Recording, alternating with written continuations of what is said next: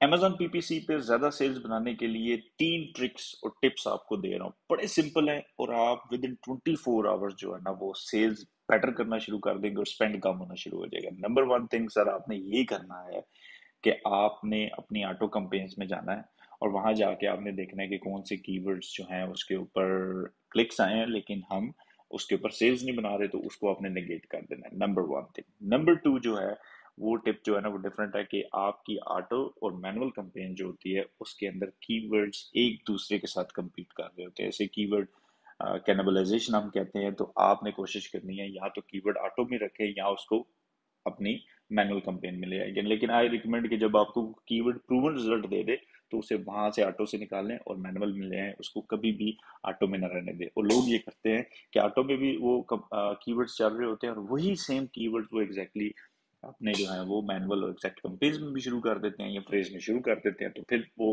आपस में कीवर्ड एक दूसरे को खाते हैं, कैनिबलाइजेशन होती है और आपका डबल बजट स्पेंड होता है सेम बायर के ऊपर।